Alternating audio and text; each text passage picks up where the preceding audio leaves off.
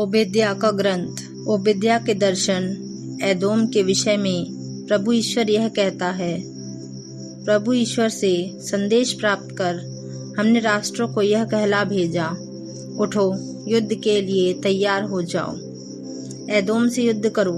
देखो राष्ट्रों के बीच मैं तुम्हें छोटा और तिरस्कृत बना दूंगा। तुम्हारे हृदय के अंध अहंकार को तुमको धोखा दिया है। तुम पहाड़ी कंदराओं में छिप कर रहते हो और पर्वत शिखरों पर अपने बसेरे बनाकर मन ही मन यह कहते हो, भला कोई मुझे पछाड़ देगा। भले ही तुम गरुड़ की तरह ऊंची उड़ाने क्यों ना भरो या तारों में अपनी नीड़ क्यों न बनाओ, मैं तुमको भूमि पर चित गिरा दूंगा। यह प्रभु की वाणी है।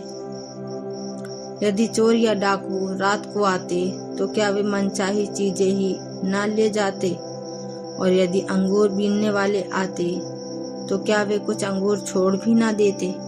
किंतु एसाव कैसे लुट गया है, उसके छिपे खजाने की कैसी लूटपाट हो गई है।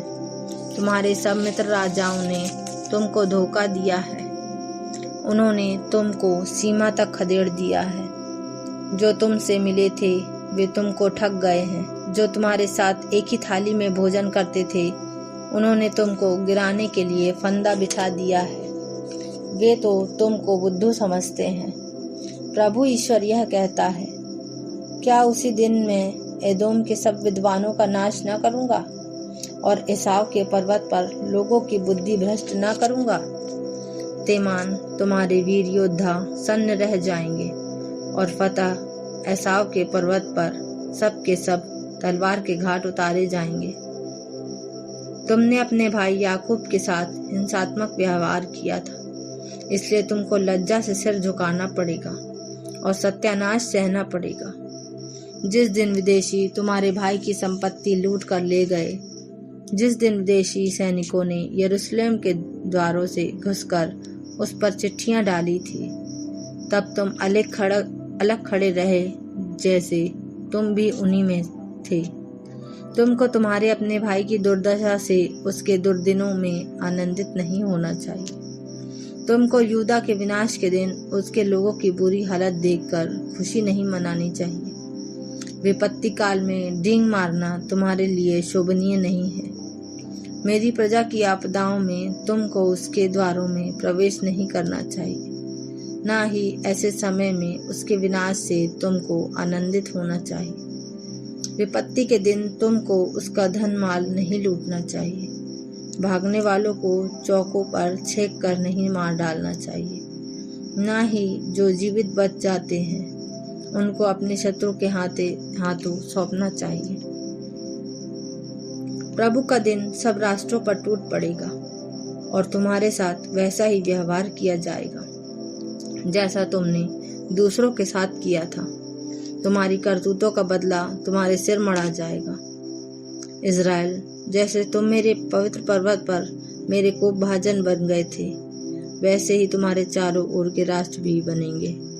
उन पर मेरा क्रोध ऐसा जलेगा कि वे लड़खड़ा कर गिरेंगे। उनका नाम निशान नहीं रहेगा, परंतु सिय्योन पर्वत पर कुछ लोग जीवित बचे रहेंगे। वह पवित्र है। याकूब का घराना उनको निकाल देगा। जिन्होंने उसका अधिकार छीन लिया था, याकूब का घराना आग होगा, यूसुफ का घराना उसकी ज्वाला, एसाव का घराना खूंटी होगा जो आग में जलकर भस्म हो जाएगा, और एसाव के घराने से कोई नहीं बचेगा। यह प्रभु की वाणी है। वे नेगेब प्रदेशों पर, एसाव के पर्वत पर और फिलिस्तियों के शफेलाह प्रदेश पर कब्जा करेंगे। वे एफ्रेम और समरिया के प्रदेश पर भी कब्जा करेंगे और बेन्यामीन गिलआद प्रदेश पर अधिकार करेगा। इज़राइल के निर्वासित पुत्रों की सेना सरेप्ता तक कनान देश पर अधिकार करेगी और सफरद में यरूशलेम के निर्वासित लोग नेगेब के नगरों पर कब्जा करेंगे।